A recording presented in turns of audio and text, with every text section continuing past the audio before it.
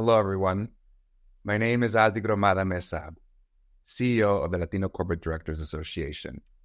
And it's a pleasure to welcome you all to today's conversation, where we're going to dive into the latest insights from our annual report on Latino representation on Fortune 1000 boards that has been produced in partnership with LCDA Diamond Partner and KPMG US and KPMG Board Leadership Center.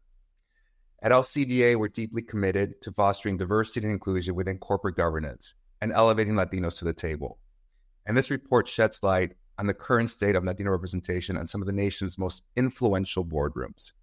But before we begin, let's go over a few protocols to ensure that you have the best experience with us today. We encourage and welcome your participation. To share your thoughts or comments, use the comment section to contribute to the conversation. You can ask questions at any time via the comments field. Your questions will be answered during the conversation or during the dedicated Q&A period near the end of the session. We will do our best to answer any questions and as many questions as we can. Lastly, links to the report and for more information about our speakers and LCDA will also be shared in the chat section.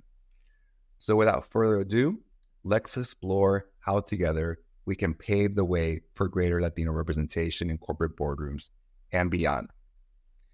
Today, we will have the opportunity to hear from group executives leading the way in the boardroom in excellence and boardroom excellence in various ways.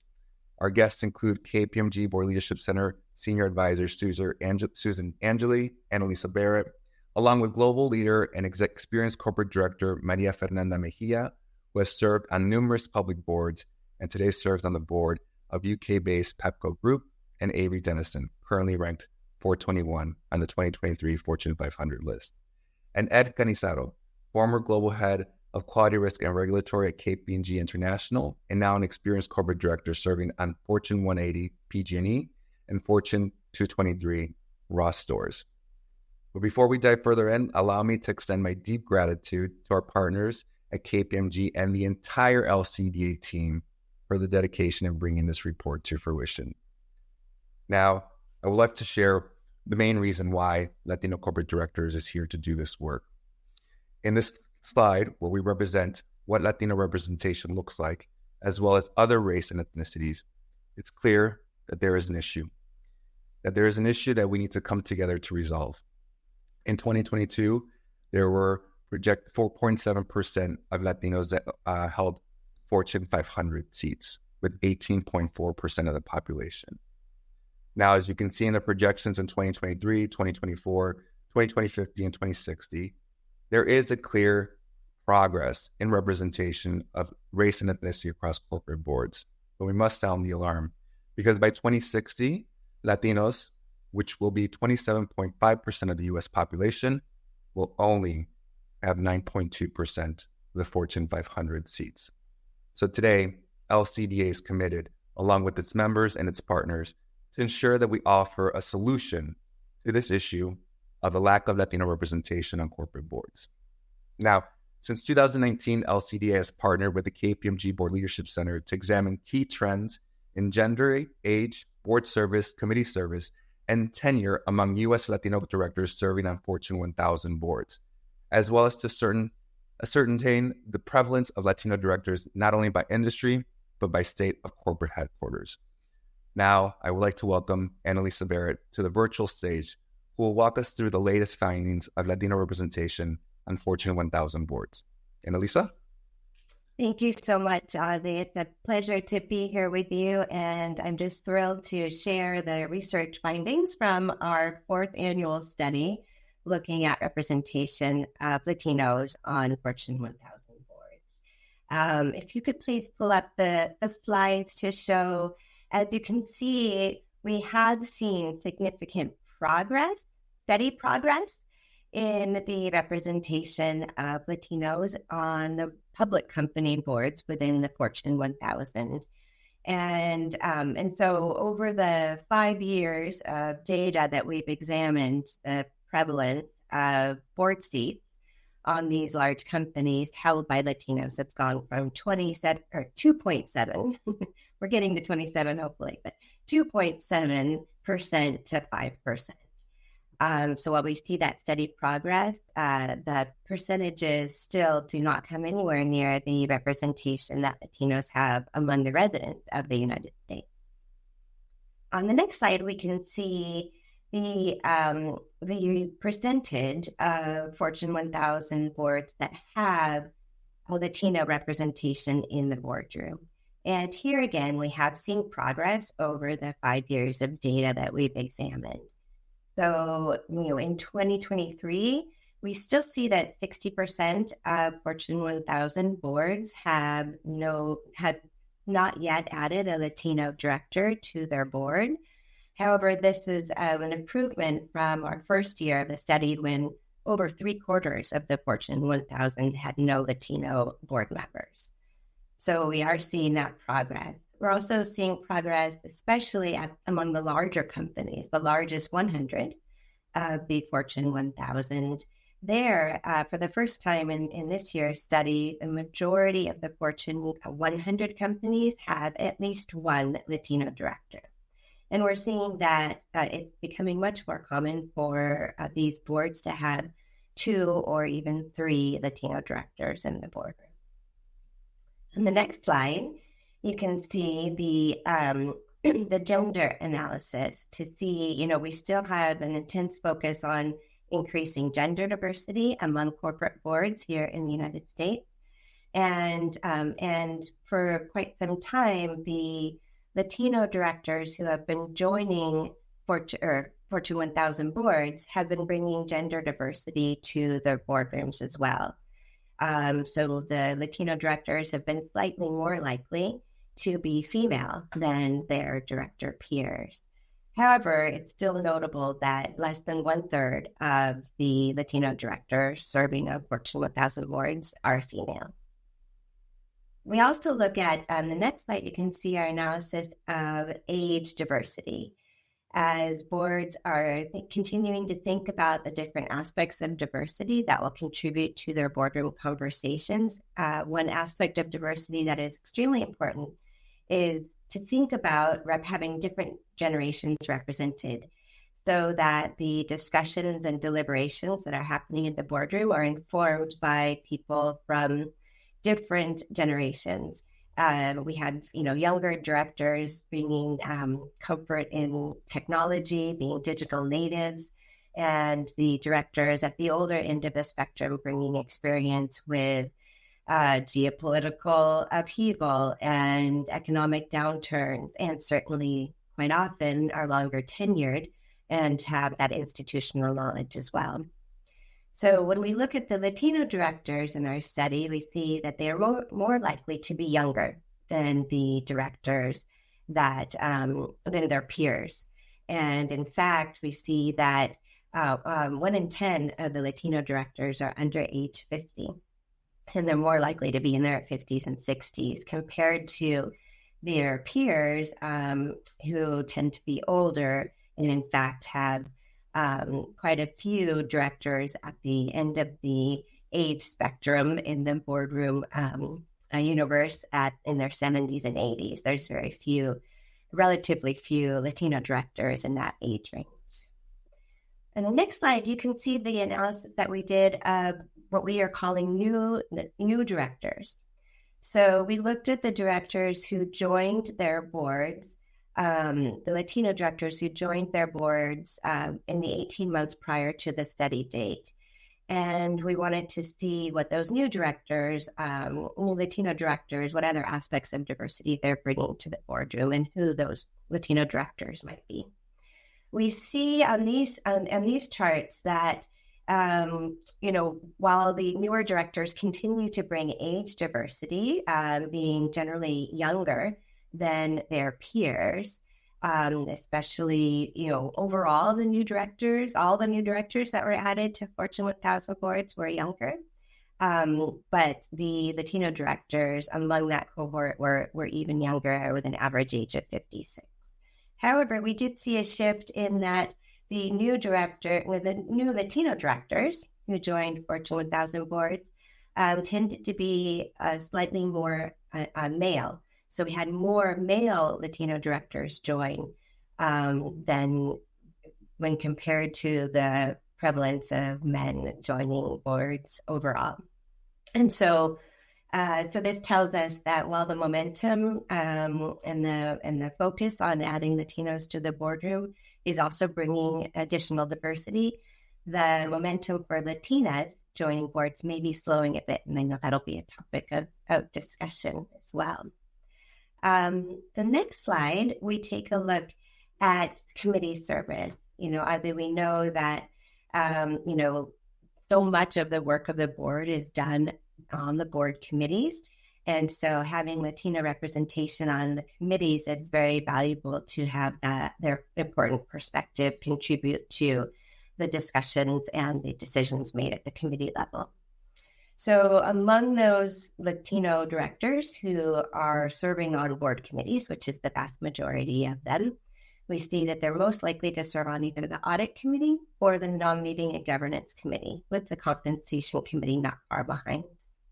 We also have seen, hopefully, we've seen the increase in the percentage, or increase in numbers of board committees chaired by Latinos. So we looked at that year-over-year comparison, and you can see in the chart here that each of the committees are there are more board committees in each of the three committee categories that are chaired by Latinos. So while the numbers are still low in terms of board committee chairs being Latino, we do see that those numbers are increasing. And as the Latinos that have joined their boards over the last 5 years, which is the majority of them, we hope to see more Latinos chairing board committees and also chairing boards overall as well. So that's just a little snapshot. There are many more charts and details in the report, but hopefully that gives you a good flavor for the findings of the study. And Elisa, I want to thank you for the work that you and the KPMG Board Leadership Center have been doing to continue to advance our mission. It is not without you all that I know that none of this could be possible. So first off, thank you very much. I do have one quick question for you. On that last slide regarding the committee chairs, which one, in your personal opinion, is the most key in having Latinos in to ensure that we'll be able to bring more diversity and inclusive thought into the boardroom? It's a good question, because each of those committees, they play such an important role in the work of the board. But I would say that having Latino representation on the nominating and governance committee is extremely important, because that committee is the committee that has responsibility for the governance of the company, and in addition has the responsibility to identify new director candidates as the board is refreshing and bringing on new directors. So Latinos serving on the nominating governance committee, and certainly chairing the nominating governance committee, can really play a big part in accessing their networks to increase the opportunities for other Latino director candidates to serve on corporate boards as well. Thank you, Annalisa, for sharing those insights there. And it's great to see from this table that there has been progress within that specific committee of nominating governance and in having Latinos lead in those chair roles. So thank you for your insights there. And I know there's questions regarding where we can find this information. I encourage everyone to visit our website at latinocorporatedirectors.org. We have an insights hub where you can find this and other information, including our Latino Board Tracker, which is an online search tool where you can search for Fortune 1000 companies by industry and identify those companies with Latinos and without Latinos. It's a very powerful tool to keep you informed of organizations that have the Latino perspective in their boardrooms. And Elisa, thank you very much. And we're going to continue the conversation. Wonderful. Now, as our next phase of this conversation, I want to welcome to the stage Susan Angeli. Susan Angeli is a senior advisor at the KPMG Board Leadership Center, and as well is on our LCDEF, or Latino Corporate Directors Education Foundation Board. Susan, thank you and welcome, and I look forward to continue the conversation with some great leaders in the second part of this conversation. Thank you, Ozzy. And it's great to be here with you. And so I want to welcome Ed and Maria Fernanda as we talk. And for those of you listening in, please, do send us comments and questions. And as Ozzy said, we'll try to get to as many as we can in the time that we have. This part of the discussion is really to bring those statistics to life. And we're going to explore a little bit about some of the stories, some of the issues, and some of the ways that we collectively as allies can help move the needle forward. So I want to start, Ed and Maria Fernanda, with you. As Ozzy mentioned, you are both experienced board members, and in fact, you both serve on Fortune 1000 boards. So your board seats are among those 5% that appear in the statistics. And I just want to, focus on your backgrounds, just very, very briefly. So you have such rich backgrounds that we could probably spend the rest of the hour just talking about your stories. But I want to limit it to just a very quick kind of lightning round question for now. If you each had to point to a significant decision or event during your career that led you to where you are now, what would it be? And Ed, we'll start with you and then move to Maria Fernanda. Well, Susan, thanks. And this, first, it's great to participate today and serve with so many friends and colleagues here. But it's interesting as I think about that question, it's like so hard. But I do come to this concept of resilience. I'm thinking kind of mid-career. My career didn't kind of go the way I had probably scripted it or wanted it to go. And suddenly I was kind of rethinking my path. But could have went negative, but said, hey, here's an opportunity for me to learn some new skills and competencies that got me on another path, that got me to doing things that I think the marketplace ultimately valued, and little by little it led in a different direction. So it was a decision that at first kind of felt like, oh my God, this doesn't feel good, to an opportunity of, hey, I think I can make some lemonade out of this. And it just kind of moved in a direction that I think ultimately put me in position that, the market said, hey, we kind of value these new experiences that you probably wouldn't had you not made that decision, and that those circumstances went in that direction. That's great. And I can't tell you how many stories I've heard and experienced myself that absolutely resonate with that experience. Maria Fernanda? Well, thank you, Susan. And thank you to LCDA and all of the teams at KPMG for having us today, and for all of you for your interest and your time. I, like Ed, it's hard to point because I've had so many extraordinary moments, supported by so many extraordinary leaders. I guess I'll highlight one that's relevant for today. When I was the president of Kellogg Latin America, with the extraordinary support of John Bryant, our CEO at the time, and the Kellogg board, I got great support to join and serve on the board of IAG. IAG is a FTSE 50 European airline group, owners of British Airways, Iberia, Aer Lingus, and Vueling. And without their extraordinary sponsorship and support, as a sitting executive on such a large, complex, and complicated company and board, I would not have been successful. Without the help of my teams and my peers, it would have been very difficult. I think they saw the value that it could bring to Kellogg, what it could do for my own executive development, and the value that I could bring to IAG across sectors. And so that to me was a pivotal moment in my executive leadership career, as well as the beginning of my board service. Fantastic. Thank you for that. I want to stick with you and ask you, how has your Latino background added value to your companies and factored into your development as a business leader? Well, I would say my Latino background, heritage, and my Anglo upbringing, those two, that powerful combination has served me quite well. I'll specifically talk right now just about my heritage. Our culture is a very wealthy one. If we think about the role that we've played in civilization, in history, in art, in music, in dance, in food, it's really, really quite valuable. But most notable, Susan, what I would say is we are not a debilitating culture. We are an habilitating culture. We are an inclusive culture because we're sensitive. Family, community has always played and plays a key role in who we are and our legacy and who we hope to be in centuries to come. I also believe that as a culture, we have and always maintain the art of possibility.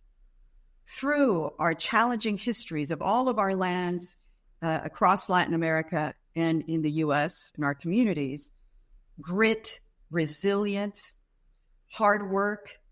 I don't think there's any community, any school, any company, or any boardroom that wouldn't find us and our heritage and our background valuable. So I would say that coupled with my Anglo upbringing has been a really powerful combination for me in my journey and my journey to the boardroom. Thank you. That's great. Ed, your thoughts? Well, let me start by first, I think a lot of people look at me and say, Canizero, like, that's a common Italian name. Like, what's he doing, here? So I explained that my mother was born and raised in Mexico, had a fifth grade education, came to the U.S. speaking no English, and spoke to us solely in Spanish. So we were raised very Mexican. And quite candid, as I think about my journey, and we were raised like, no, you're going to be an American. Like, we didn't speak Spanish, outside the home, and my mom wanted us to respond in English. So, a lot of my journey, to be honest with you, it was like kind of put that heritage aside when you put your suit on and went to work. And it took me a while to appreciate, now that's an asset. That's not a liability, that's an asset.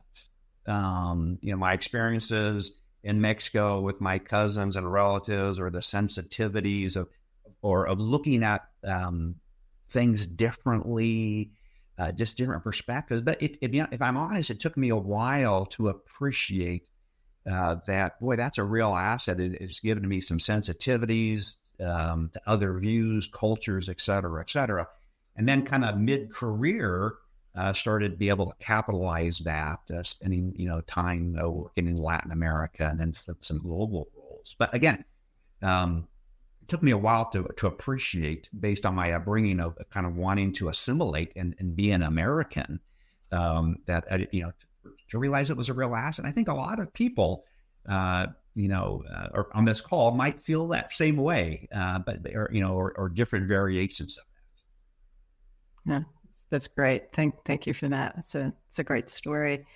Ozzy, I want to bring you into this question too. Your thoughts on how your Latino background has added value. Well, I want to take it to kind of the intersectionality and of my background and who I am and who I identify, and why I believe that has really been key in advancing the work that we do here at LCDA. I'm a father. I have two wonderful 7-year-old twins. I have a wonderful husband. I was raised at home to speak Spanish and really celebrate my Latinidad. My parents sent me to Mexico every summer to be with my cousins. I have 121 first cousins. And I really experienced what I felt now is a unique experience because of the conversations that I've had with Ed and many related to what many had to do to assimilate, or what their parents had done to protect them, because they didn't want them to face any issues in school or in business. So I relate to that in many different ways, but not from my Latinidad. I relate that actually from the LGBTQ side, where my parents wanted to protect me from ensuring that I wasn't dealing with any issues at school. And that was the ultimate reason why they were so concerned, and we really didn't advance the conversation about who I identified as. We kind of just, brushed it under the rug. So now I see all those intersectionalities really as an asset of just making sure that I continue to do this work with authenticity and inspire those who are part of LCDA to do the same, because that's the only way that we're going to be able to really ensure that those who come behind us are comfortable and really understand that being who you are and who you desire to be is important and makes you a better leader and a better person. So I think all those elements have really allowed me to see this work in a very different way. Yeah, and thank you for being who you are and being such a great role model and a great dad, as I've seen. There's a question that came in from the chat, and it's directed to Ed, but please, anyone feel free to answer it. Which is, Ed, you said you're encouraged by your family to put your heritage aside. Did you also receive this message, either directly or indirectly, from your organizations? Actually, so no, I didn't. It was my issue, quite candidly. And in fact, I'll tell you a story. It's interesting. I recounted this to Ozzy recently. As I retired from KPMG about a year and a half ago, and as I was coming on to LCDA, I said, "Hey, I'd love to look at your bio if you'd like." And yeah, that'd be great. So we're talking. He's reading my bio, and he's like, "I don't see anything here saying that you're Hispanic." You just it's just that processing, just even as it wasn't the first thing I thought about. And my organization KPMG was fantastic about it, right? But it was something that I had to. And had to say, hey, listen, this is something that is me. I'm proud of, and it's valuable to the organizations I've been part of. So, I do think Ozzy, for saying, you probably should mention your background on your resume. And that's a great personal journey and a great story of mentoring. I want to move to the boardroom, and Ozzy, I'm going to start with you, but I'd like each of you to weigh in with your own perspectives. So why are we talking about this? Why is it important for Latinos to be in the boardroom specifically, as opposed to being present in the executive suite or elsewhere in organizations? Mm-hmm. No, I think many of it, and then Ed can highlight this even more than what I'm about to say. But I mean, having the Latino perspective or having just a diverse and inclusive perspective in the boardroom can mean so many different things. First and foremost is the business case. As stewards of good governance, which LCDA and our foundation are focused on, we want to ensure that corporations have the Latino perspective in the boardroom. Since we're 20% of the population and growing, it makes just complete business sense. And it's an untapped market that many organizations are leaving money on the table. So that's a simple fact that it's good for business and it will impact growth, revenue growth, and so on and so forth. Now, from just the aspiring perspective, they say, if you see it, you can be it. I've had many conversations, and one that stands out to me very, very much because it was recent, is when chatted with the search firm, and they worked to add, and they added a diverse person on the board, an African American in this case. And the company said to the recruiting firm, we saw such high level of engagement from the African American community because after we put this person on the board. And that was really powerful to me to say, wow, so there is a lot that can happen, many different dynamics. It's not just business driven in terms of the dollars amount, but also just how people identify with an organization and feel protected and seen. Those to me are very, very important things that really affect not only, as I mentioned, the business case side, but what is just humanity. People feeling safe in the places that they walk into every single day. So those are the two reasons why, in my perspective, is super important. And we'd love to hear from anyone on that and since they're in that room every single day. No, absolutely. And, perhaps to expand on that, Ozzy, critical stakeholders are our teams and organizations. And when our teams and organizations and the companies that we represent, whether as executives and not executives on the board, see us, can aspire to it, you can be inspired by it, it's really, really powerful, all right? And so it's really critical to have representation of all kinds, capable representation. And I'll talk a lot, and I talk a lot about capability, not just representation. The board has key responsibility of strategic oversight over the long-term strategy of a company. Latinos are represented and very important in today's society and will continue to be so. And second, trust is a premium. My husband and I spend a lot of time with younger millennials, younger generations to get inspired to learn. And who better than our 3 millennial children? Our oldest son, Sebastian, who is a consultant in the gaming space, always reminds me, Mom, trust is the premium, and it'll be the biggest premium moving forward. So as we have better representation, we will have greater trust. We will have greater trust and engagement from all stakeholders. And that's really critical at driving shareholder value, at driving growth and engagement in our business and with our people. So building capable teams, capable boards that well represent the communities where we live and work and all of our stakeholders is going to be really critical if we are to be trusted. And trust is a premium. Ed? You guys both have said it so well, Ozzy and Maria Fernanda. Maybe the only thing I would add is that if you just think about, and I'm sure we'll get to this, kind of trying to fill out a board. I mean, I think it's really easy for all of us and most people, if you kind of walk them through it. Well, listen, just look at the percentage of the population that are Latinos and are likely to be in the future. It's like, well, gosh, what board wouldn't want that, some representation of that demographic, right? And surely maybe some industries more than others. The challenge, right, that we all know this, but to make it real from a non-gov perspective, the pressures to fill out the puzzle pieces of 10, 12 individuals to get the skill sets that you need, what the representations that you need, it's really hard.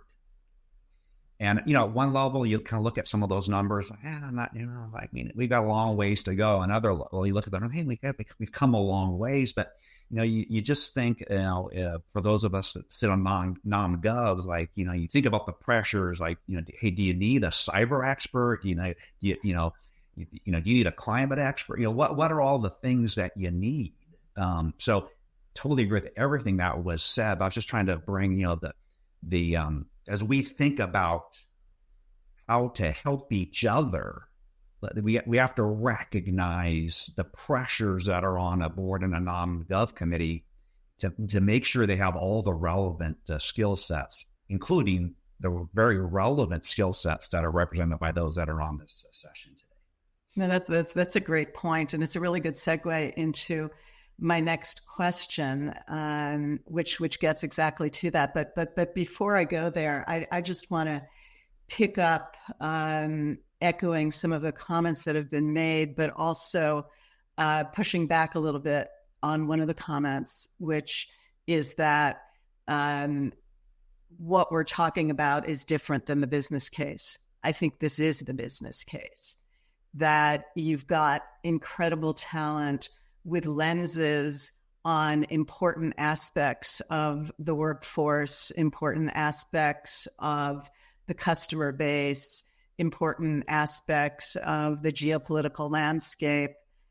And as a board, why would that not be on your list from a pure business perspective? So I want to go to the question of supply, and Maria Fernanda, as you I love the phrase that you used, capable representation.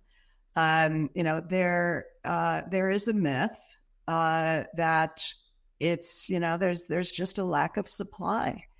And in my role, as I talk to boards all the time, I've heard that frequently, not only with respect to Latinos, but with respect to diversity in general.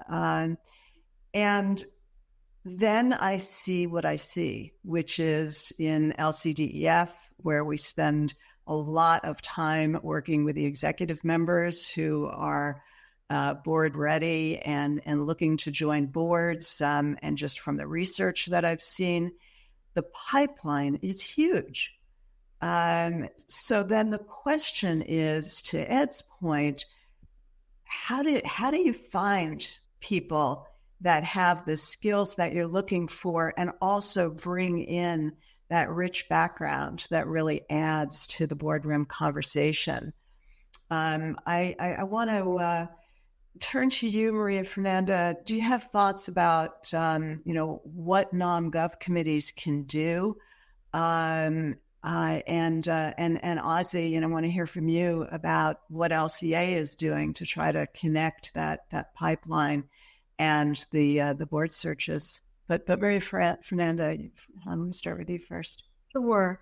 I think the first thing we've been seeing for quite some time now, Susan, is a real effort to demystify, break down biases, whether it's in companies, in the boardroom. Board members, executives, companies, societies, they want a richer representation, but it takes time. And the first place that I've seen and where it's starting is just breaking down those biases. I've seen it, and it'll get, I think, even better as we move forward. What I have seen is that nominations, nom and gov committees are not just going to the usual places and the usual suspects. They really are making an effort beyond great recruiting firms to partner with organizations like LCDA and OSSI, to partner with, a whole host of strategic partners like yourself, to get exposed, to learn, to reach out, to be connected. Since I've been a member almost 2 years now, I can't tell you, as experienced as I might have been, the number of people I've met through Ozzy and all of the introductions that he and this great organization have brokered. I do think that the other things that nomination committees are doing is exactly what Ed said. It's trying as best we can to put this puzzle together around the capabilities, the representation. And what's really exciting is that most companies in the United States by now are pretty global, at least on the Fortune 1000. And if not, they want to be. So they really are looking for executives that have global background, who bring a really unique, distinctive set of expertise to the business table. And they want diverse leaders who are businessmen and women, not just specific functional experts. And so the more we can also promote candidates, the more we can expose them to board members, to industry experts, to associations, then between both sides will come out winning. It will take some time, but I've not seen anything but a strong desire to bring capable, diverse representation on boards in its broadest definition. And in this case, Latins or Hispanics. Yeah, absolutely. Ozzy? Well, I want to start with the story where Maria Fernanda, capable talent for the boardroom, and in this case happens to be Latino. We always say, I can bring you a great talent. This one has flavor. So the story is, and this is what we always work with search firms, and we have great partnerships with many of them. And one thing that always comes up, and this actually happens with non-diverse leaders, so that they say, but Ozzy, we're looking for good talent. I'm like, Bob, when you ask for a chicken taco, I'm not going to give you the steak. You ask for the chicken taco, I'm going to get the chicken taco and then put the salsa in it, and I'm going to give you what you want. But I'm going to come up and identify those leaders because, of course, it's all capable talent. So what are we doing? Our goal at LCDA is to remove the excuse that Latinos are hard to find. And we're doing it in a multifaceted way. First and foremost is to go find and hunt people like Maria Fernanda and Ed so that we know where they are. If we know where Latinos are in the C-suite, in the boardroom, then we're a more powerful organization, because then at that point, we do remove the excuse that Latinos are hard to find because we found them. Granted, there's many more to be found, but if we crack that egg there in terms of identifying the pool, that puts us in a very different place. Now, what do you do with that pool? So you do two things. You make it stronger directors. You make it a better connected director. You help it become a better aspiring director by the foundation programs that we do through our Board Readiness Institute program, which has now graduated over 300 members through that program.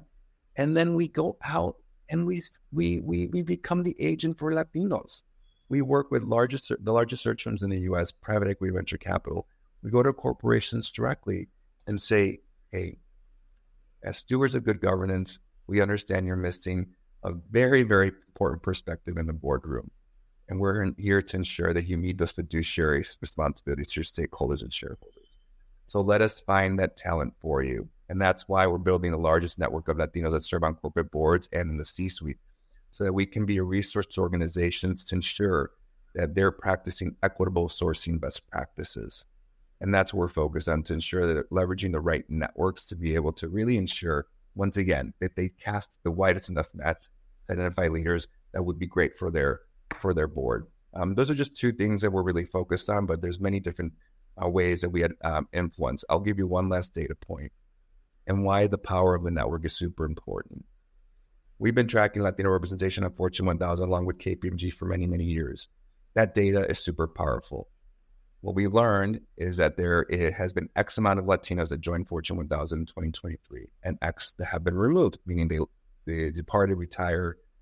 And what we learned is with research, we were targeting those leaders that were departing Fortune 1000, and several of them were LCDA members, and just saying, hey, we want to be a resource to you. You're departing that board. How can we help you influence the pipeline? How can we empower you with talent? And what's super inspiring, Susan, is that outreach really is making a huge difference, where now Latinos are empowered or are powered with talent so that they can supply them to the NomGov chair to say, hey, look what I found. Take a look at this. And that's the other way that we're really seeing the network come together of LCDA members to really influence the pipeline in many different ways. Yeah, that's great. And the other thing that I've seen you do, Ozzy, also is one of the quite important stakeholders, of course, is investors, and to really make the case to investors as to why this is important, and that's been a bit of an education process as well about the business case and why, as they engage with companies and look at the company's stakeholders, to ask the question, are you looking in the right places to find talent that will bring you the perspectives that help you really understand your stakeholders? So I've seen all of the amazing things. And CDA does. Yeah, Maria Fernanda. Sometimes the talent is right in front of us, right? They're Yes. just not exposed. Let me give you an example. As you talked about Nom and Gov, but the board in general, what a great opportunity, as board refreshment has become a top priority for all of us, to really work with our HR leaders in the companies where we serve, to really get greater exposure to the diverse talent that's coming through the pipeline, to get the exposure to the board interface, right? Board engagement early on at all levels, to ensure that the pipeline is being built not late in the game, but much earlier in the game. And I think with that focus, in 10 years, we should see numbers that, looking back, we should all feel really proud about. And that's an absolutely great point. I want to drill into that a little bit more, but just to mention to everyone listening in, so we have about another 5 to 7 to 10 minutes before we will, sort of formally end the panel discussion and turn it over to questions. So, please, we'll get to your questions, along as we go too. But if you have any last questions, please, this would be a good time to put them in the chat. So picking up on this, sort of building the pipeline up, for people who may be listening or may have friends, relatives, people on their teams at work who are early or mid-career Latinos who are talented and really looking to build their careers and position themselves as real business leaders. Ed, I'm going to start with you. What advice do you have for them? Well, I'm going to connect a couple of dots. One of the dots is what Maria Fernanda had just said, which kind of gets into board exposure, right? Because at the end of the day, we're talking about how to ultimately get on boards and kind of the journey to make that happen. And if you kind of say, well, gosh, who's getting on boards? Well, people who are already on boards are getting on boards. Okay, got that. But how do you get on your first board? And that's mainly coming from the C-suite generally, right?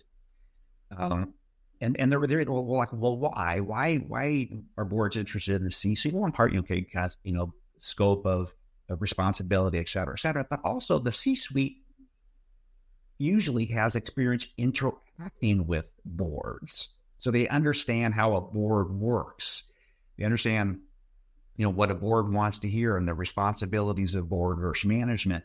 So I do bring it back to what Maria Fernanda was hitting on, is board exposure is really important. And that will most likely come up for those who have never been on a board, but are, they're at the plate, trying to get on their first board. Management's going to, the non-gov committee, the recruiters are going to want to know, well, how much board interaction have you had? And that's really important. So kind of that advice, for those that are on this session today that are, working full time, want to get on their first board, kind of trying to get that board exposure is, I think, really important. Obviously, advice from non-gov is to make sure, from a succession planning perspective, we're seeing the talent and giving people the opportunity to present, not only for succession planning for our own companies, but giving these individuals the opportunity to present to boards. So, but bringing it back, I think the advice is, there's the general advice, build your skills and competencies. But boy, to the extent that there's an opportunity to get board exposure, I don't think you could ever get that too early in your career. And keep an eye on that and ask for that. And I know some of us we were raised culturally to not ask or self-advocate as much as maybe others. I think it's getting that board exposure is really important. That's great. I would share some things that have worked for me just very quickly. Sure, please. This is all about service. It's about board service, right? It's really not about us. It's about our shareholders and all of our stakeholders, right? And what I would say in getting that board exposure earlier, putting it in your career plans, working with your leaders to get that training and that development is really important. And also, there's so many ways to serve on boards in your local communities, in your regions, in nonprofit, in academia. All of these things help you build that capability, that understanding for when you join your first, perhaps, public company board. You can join a private board. You can join an advisory board of a privately held family company. All of these things are service, and this is what it's all about. And then the other thing I would say is the recruiters that you work with, make sure they know you. Make sure they can present you well in breadth and depth, because that's really, really important to improve your chances of getting to know people, of them getting to know you well and understanding all the value that you can bring. And lastly, and I'm happy to help, you have my LinkedIn address, get a board mentor. I had a board mentor since the first board I joined, and I still do today. I have young board mentors. I have more seasoned board mentors. It is our responsibility to drag all of you along in whatever way, shape you need us to drag you with us. So reach out to somebody that inspires you. Look at a board and say, geez, that I want to be like that person. Help me. I don't think anybody will turn you down. I certainly won't. So go out and find a board mentor and get started. Is what I would close with. That's great. Ozzy, your thoughts? I mean, ditto, Maria Fernanda and Ed. I mean, one thing that we focus on ensuring that we educate is, we are focused on Latino representation on corporate boards, and really ensuring that we put them into the big, the global and international and the biggest companies in the U.S. They're looking for the best of the best. And there are plenty of Latinos out there. There are the best of the best. Now, how do you get there? I think 100% what Maria Fernanda said. You have to understand if you like governance or not. And it could be through your PTA, your local, not-for-profit. I mean, first and foremost, you got to figure it out. It's not for everyone. Second is, no, it's a lot of work. Everyone says how many hours typically you would spend on a board years ago is not the same amount of hours you would spend now today, Maria Fernanda and Ed. I mean, we have this conversation with all our members all the time. It is a role of service, and it is a very committed time. So understand there's all these different dynamics. So don't, you just say, hey, I'm ready to be on a board. I'm like, well, have you really done your research to do so? So be on a not-for-profit board is a great way of kind of understanding that. So I don't want to just ditto exactly what Maria Fernanda and Ed have said. Yeah. And I would add to all of those great thoughts, network, and networks more, because I know so many people who, sort of do incredible work, have great careers, but they sort of never lift their head out. And then when they're thinking about joining boards, they just don't know that many people, and not that many people know them. So the more that you can get people to know you, the better off. One of the questions that came up is how companies and all of us can better communicate the business case for diversity, specifically regarding untapped opportunities within the Hispanic community, both to shareholders and stakeholders. Well, as I always say, when you're ever in doubt, go back to the strategy, right? And so that is where it all begins. If this is our strategy, our vision, if we're a purposeful, values-based company, and we're here for the long term, most companies have been in business for now well over 100 or 200 years, right? So it all starts with the strategy.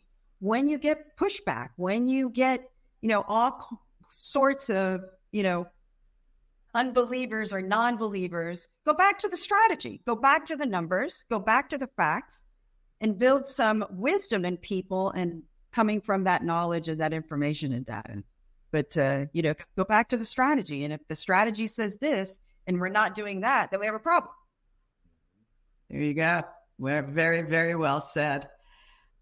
So the last question Susan, is... One more. Yeah, please, Ozzy, go ahead. I think it's first and foremost, we all have to understand exactly what Ed mentioned earlier in terms of his upbringing, and Maria Fernanda, very different in terms of, how they were connected to the Latino community and the Latinidad. And same with me. So we have to make sure that those Latinos that are joining these corporate boards have the information, power, and data that they need to influence. Also be very, very aware that not everyone has the same experience or has the same kind of knowledge to do so. So you have to get smart. There's many organizations out there that we partner with that are allies, like the Latino Donor Collaborative, that does a lot of great research reports on the Latino impact. There are conferences and organizations that really focus on that business case, but you have to be prepared and you have to understand. And one of the things that we're working at LCDA is making sure that our members, we got to do more work on this, making sure that they have that data to be able to influence. But first and foremost, we have to give it to them. But there is organizations out there that do a really good job. Yeah. And that's great. So before we wrap up, just last question, and I'll give my thoughts at the end. But I'm curious to hear from all of you on this, as I would imagine many in the audience are. What can non-Latinos do to be strong allies in this effort? Whoever wants to start. I can tell you, my career as an executive and in board service has been primarily shaped by Anglo men. So they're the biggest allies, right? I've worked for Frenchmen. I've worked for one Latin executive. I've just seen such authentic commitment to my personal growth, to my success and that of my families and that of our community, that they are already allies. We just need to share more who we are, where we come from, make them feel even more comfortable, right? Prove to them through our capabilities and our experience that we can add tremendous value. But there are many allies out there from all walks of life. And we just need to work harder together, come together, and support each other and drag each other along, right? But I'm true testament of that. Yeah, that's great. And should I just add, it's always hard to follow Maria Fernanda because you actually. Stop it, Ed. I don't think we should expect non-Latinos just because we ask that they're going to be allies. I want to bring it back to the strategy comment. Listen, Latino insights, understanding, like that's for most companies, probably a pretty important part of their strategy once they've thought through it. So we have to help others understand why Latinos are so important to their strategy and what having that insight in the C-suite, out in the boardroom, why that's so critical to the execution of the strategy. Mm-hmm. So that's our responsibility, and I think allies will be converted basically because it's in their best interest and it's the right thing to do. Great. Ozzy? So I'll be brief. I think from the non-Latino perspective, our allies, ask questions. When you meet people, ask them about who they are, where were they born and raised, those inflection points. As a non-Latino, having those conversations can really create a very different experience for those who identify as Latino, African American, or Asian. And I think many leaders are not being their authentic self because they believe it's going to affect their career, right? So as non-Latinos, just create a relationship with the people that you're supporting or that will report to you. Now, from a Latino perspective, and this is a question that Mario Carrera had here in the comments, and he's an LCDA member, what can we do? What we need to do to get parity in the next 10 years? Latinos are 20% of the U.S. population, approximately. We're going to be 27.5%. You can't tell me that we can't use our own power, our own people to influence this. So what do we need to do? Latinos need to make sure they're authentically being themselves in work and also bringing those with you, like Maria Fernanda and Ed are now leading in some big boards. And they're here because they're committed to continue to uplift and drag, as Maria Fernanda has said. So we can do the same. The 5% of Latinos that are in those Fortune 1000 boards, we need to empower them with talent. We need to make sure they have the resources so they can influence that pipeline. So there's a lot that the Latino community can do and take action to get to parity in the next 10 years. And that's great. And I would just say, as a non-Latina ally, this is not a zero-sum game. There is talent everywhere, and it's all about finding the best and the most relevant talent. And if that happens to be someone who brings a different and interesting perspective, even better. And the more, for me, that I learn, the more of a strong ally that I become. So I would say continue to be curious and be educated. So We could spend another hour on this, but on this note, I really want to thank Maria Fernanda and your participation, Ozzy, you for everything you do and for bringing this all together, and turn it back to you to close us out. Well, thank you very, very much. I ditto what Susan had mentioned in terms of Maria Fernanda, and thank you so much for all the work that you do. It takes a village.